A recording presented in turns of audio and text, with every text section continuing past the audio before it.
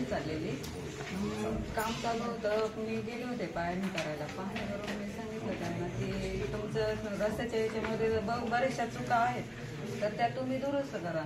मी त्यांना वेळोवेळी सूचना पण दिल्या. त्यांनी एक पण सूचनेचं पालन न करता मी पुन्हा गेले त्या तपासून म्हणजे पाहिला की यांनी पाणी मारलंय का, फिरवलंय का, तर त्याच्यामध्ये काहीच त्यांनी केलं नव्हतं. मग मी काय केलं, पहिल्यांदा मी 2 किंवा 3 व्यक्ती घेऊन जायचे, पण नंतर मग म्हटलं मी 2-3 जणांनी जाऊन काहीच होत नाही. मग ग्रामस्थ येऊन गेले, फोन केला ठेकेदाराला. तर त्यांना सांगितलं की हे बघा, मी अगोदर पण तुम्हाला सांगितलेलं पाणी मारा, ते लोलर फिरवा, ते जसं आहे तसंच आहे. आणि त्या हाताने ग्रामस्थ उकरून पाहत होते, त्या हाताने रस्ता आपोआप निघत होता. म्हटलं असं काम बरोबर नाही ना. आणि त्यांचे 2 थर ऑलरेडी पूर्ण झाले. म्हटलं एवढे थर होऊन जर त्या हाताने उकरत असेल तर रस्ता कसा होईल पुढे. म्हटलं मग एक काम करा, तुम्ही पाणी नसेल मारत तर काम थांबवा आणि पाणी मारल्यानंतर लोलर फिरवून ते दाबून जाईल ना, आणि मग नंतर पुढचं काम करा. मग मी त्यांना सांगितलं की तुम्ही जर पाणी मारत नसाल तर मी काम थांबवते. ते मला बोलले की तुम्ही काम थांबवता, मी तुमच्यावर गुन्हा दाखल करू का, असे बोलले. म्हटलं गुन्हा दाखल करू का, म्हणजे हे काम माझ्या इथे चालू. मंत्री लागून गेले का? हो, त्या आणि बरेच बोलले. ते मला म्हटले की तुम्ही मंत्री लागून गेले का, तर तुम्हाला कुणी तुमच्या हद्दीत काम आहे का, तुमच्या ग्रामपंचायतचा काही रोलच नाहीये, मग तुम्ही का हे करताय. म्हटलं ग्रामपंचायतच्या हद्दीत नसले तरी आमच्या रहदारी तिथे चालूच आहे आणि हा रस्ता 40 वर्षातून येतोय. त्याच्यामुळे आम्ही ते लक्ष टाकतोय की आम्हाला हा रस्ता ते जुन्नरच्या जरा शॉर्टकट येतोय. त्याच्यामुळे आम्ही तिथे ग्रामस्थ जास्त हे करतात. पहिल्यांदा हा रस्ता येतोय 40 वर्षातून, जेव्हा धरण झालं तेव्हाच तो रस्ता होत झालेला, आणि त्याच्यावर आता निधी टाकले म्हटल्यावर आम्ही लक्ष देणारच. तर ते मला बरेच बोलले. त्याच्यामुळे मग मी पुढे एक पाऊल टाकले.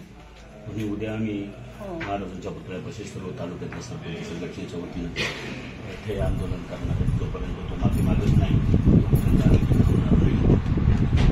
मी आज संबंधित जे अधिकारी आहेत त्या कामाशी बोलले, त्यांना मी आता आदेश केले की तुम्ही एक समन्वय साधा की ज्या पद्धतीने ते सब कॉन्ट्रॅक्टर मूळ कॉन्ट्रॅक्टर नाही, कामगार दुसऱ्या नाव त्यांना बोलवून द्या. कुठला मूळ जो अधिकार जो कॉन्ट्रॅक्टर आहे त्याला सुद्धा, आणि हा जो सब कॉन्ट्रॅक्टरची तक्रार त्याला सुद्धा, त्या दोघांना त्या अधिकाऱ्यांनी बोलवायचं आणि तुमच्या सर्व लोकांना बोलवायचं आणि सरपंचाची त्यांनी माफी मागायची. कारण लोकप्रतिनिधी असं बोलणं उचित नाही. आणि ते माफी मागल्यानंतर मग त्याच्यात तुमचा न्यायनिवाडा झाला की मग कामाच्या बाबतीमध्ये सुद्धा मी अधिकाऱ्याला सूचना दिल्या, जोपर्यंत हे काम चांगलं होत नाही तोपर्यंत त्याचं 1 रुपयाचं बिल अदा करायचं. ही जबाबदारी माझी. कागदाचं काम चांगलं करून घेतलं पाहिजे, आणि काम चांगलं करून गेलं की आपण सर्वांनी त्याची जबाबदारी आहे. मी आज सूचना मगाशी केलं माझ्या बैठकीमध्ये. मी प्रशासनाची बैठक मिटिंग आज आली, त्याच्यामध्ये तक्रार आली होती माझ्याकडे. ते मी व्हिडिओ का ऑडिओ का ऐकलेले मला सगळं पाहायला मिळत नाही, परंतु माझ्या जे काना गोष्ट आली तर निश्चितपणे त्यांना बोलवून त्यांनी आपले समन्वय साधून त्या संबंधित अधिकाऱ्यांना पण निर्णय करायला सांगितलं. उद्यापर्यंत व्हायला पाहिजे, जेणेकरून तुम्हाला सुद्धा उपोषणाला सुद्धा माझ्याची गरज लागणार.